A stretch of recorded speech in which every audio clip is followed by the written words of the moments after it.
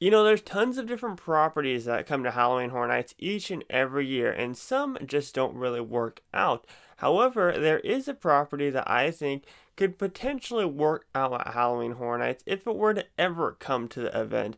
And today I'm going to be talking about my maze treatment for a Labyrinth maze.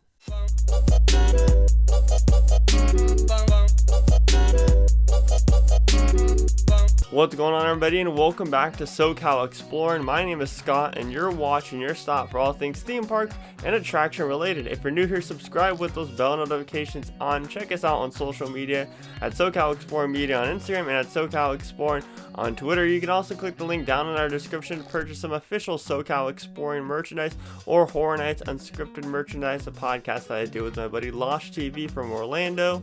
And as always, if you want to help out the channel further, donate to our Buy Me a Coffee page, buymeacoffee.com/SoCalExploring, to help us produce higher quality theme park content for y'all to enjoy. Alright, everybody, so since I was wrongfully snubbed from the Nights of Horror Maze Treatment Tournament, for me, it's going to be Losh. Yeah, I'm going Launch as well. But I enjoyed Adrian's facade just slightly more. I give it all to Law. She deserved that win, and I'm happy that he gets to advance in the tournament. And if you guys haven't checked out what I'm talking about right now, check out the Nights of Horror YouTube channel where he's doing a maze treatment tournament with haunt personalities, and I was happy to be a part of it. I knew doing an original idea would be kind of difficult because I can't really give my vision other than just talking about it, but hey, that was a risk that I was willing to take. So today I want to talk about a maze treatment of my own that I wanted to do for the second round, but instead I figured I'd just make a separate video on it since I'm no longer in the tournament. And I know a lot of you guys are going to be like, well, this would not work at all. It is the 1986 Labyrinth film with David Bowie. You know, it was directed by Jim Henson. I think that it could work for a maze, and I wrote a full maze treatment for it. So I'm going to go over that with you guys and tell you guys what I think could come out of this maze. And, you know, maybe we'll start the series up like everybody else is doing, because this is a fun series to do, to kind of design your own maze. And if you guys haven't seen the movie Labyrinth before, I highly recommend you go check it out or go check out the movie clip so you know exactly what I'm talking about. Of course, we first start off with the facade, which will be none other than Sarah's house as she's running back from wherever she was in the opening scene of the movie. We get a glimpse of Sarah's house. However, Murdy would kind of just have to imagine how it actually looked and make a full-scale facade of it. And obviously this facade would have projections going over it, symbolizing that it's raining outside as it was in the movie. And of course, to get people in the feel that they're going into this maze, they'd be playing the Magic Dance song performed by David Bowie outside of the maze, similar to how we heard with the Dickies song outside of Killer Clowns from Outer Space. We'd be hearing the Magic Dance song by David Bowie outside, and I think that it'd be perfect with the rain. It'd mix well and really get you in that feel of you're going into the Labyrinth maze. Now, it's kind of funny, right, because Labyrinth technically means maze, although the movie is called Labyrinth, so I'm going to just keep saying Labyrinth maze as we go throughout this video. But once we get through the facade, we reach our first room, which is Toby's bedroom, her little brother. In Toby's bedroom, guests will hear multiple audio cues playing to bring the room to life. The whole time we hear Toby crying, but he is nowhere to be seen as the goblins have already taken him off to Goblin City. We also hear an audio cue of Sarah from a character wishing for the goblins to come and take the baby away. Now, you may be wondering, you know, how are the scares going to work in this, because all of the goblins are relatively small, where the goblins are actually going to be the size of the trolls that we saw in Krampus, about the same height around there. I know they're not really meant to be that big, but that's how we're going to do it for the purpose of the maze. And once an audio cue plays of Sarah saying to take away Toby, her little brother, then a goblin will pop out of nowhere and scare guests for their first jump scare throughout the maze. After that, then guests will travel through the patio doors into Goblin City as their first transitional hallway. And this will lead guests to the very first entry gates of the labyrinth, where they will first encounter Hoggle, and he'll jump out of nowhere, popping out, scaring guests on an elevated platform. Since he's more of a shorter character, this will be similar how they pulled off the Sam scare in Trick or Treat 2 years ago. Now, this sets up a perfect transition scene as well as we make our way into the gates of the labyrinth and walk down the detailed straight hallway that we see with those weird looking eyes that we see in the movie. They're really creepy. There's a bunch of decaying walls and everything, and it's just really, really detailed in this transitional hallway, you know, symbolizing that we're actually in the labyrinth already. Now, as guests approach the end of the hallway, the guests hear audio cues playing from the worm that was telling Sarah which way to go in the movie. As it appears the guests are about to reach a dead end, the walls are designed to hide the turn at the end of the hallway, but before they reach that turn, guests encounter the Goblin King for the very first time in the maze as he jumps out at them. So I don't know exactly how they'd pull this effect off, but basically it looked like you were just going to walk right into a wall, however there'd be a turn.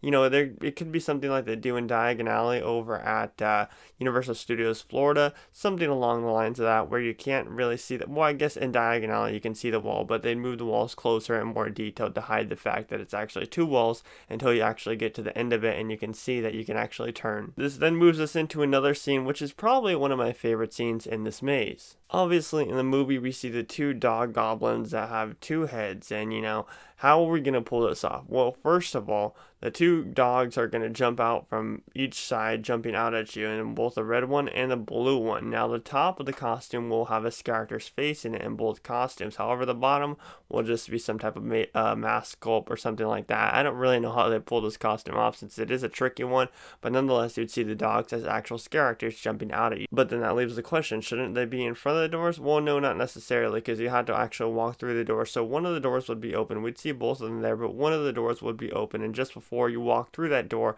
then obviously the dogs come jumping out at you, transitioning into the helping hands scene. In the film, Sarah falls down a pile of hands holding her up, but you can't exactly do that in a maze experience, so instead people will see all of the hands surrounding them in a hallway.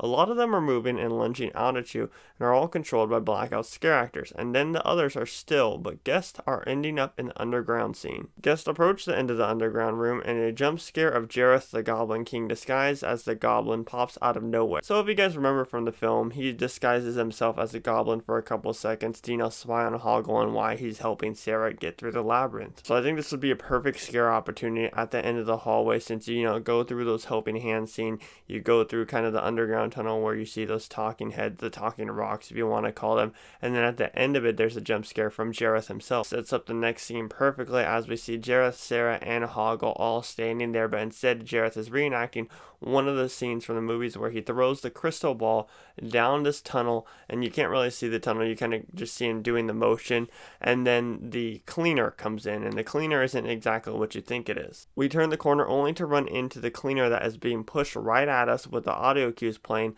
of Hoggle's audio that we hear in this particular scene of the movie. So this would probably take about 3 blackout actors to push towards us, giving that big scare of the big giant machine. There's not really a lot of machine scares in mazes really, but I feel like this would be terrifying since it has all the spikes on it and everything, and it's coming right at you, being pushed at you very, very close. There's strobe lights and everything, kind of setting up that scene that, you know, the Goblin King just made that appear and it's coming after us. So in this next scene, we finally see Ludo, the giant, friendly but terrifying monster. As we see in the movie, we see him tied up, being beat up by a couple of goblin scare actors. We then approach the 2 talking doorknobs, and just like the first doorway scene earlier in the maze, one of them is open, and the other one swings open as Ludo jumps out of nowhere, scaring guests. Now, you guys may be wondering, now, why did Hoggle come out and scare guests, and now Ludo's coming out and scaring guests when they're protagonists in the movie? Well, that's simply just for the maze's purpose, to make it more scary.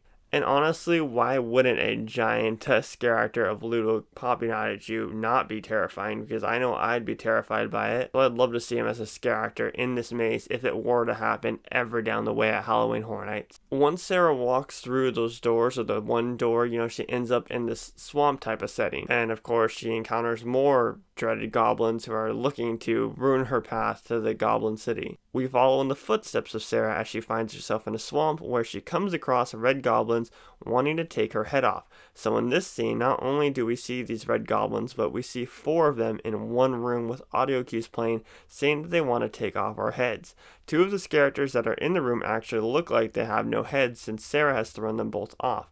And the swamp also is very, very humid in there, and it smells disgusting. Yeah, Sarah took off a couple of their heads in the movies, and she actually threw them off, and there's actual puppets looking like they had no heads on. So I think it'd be really cool to have a scare actor in here jumping out at you with no head.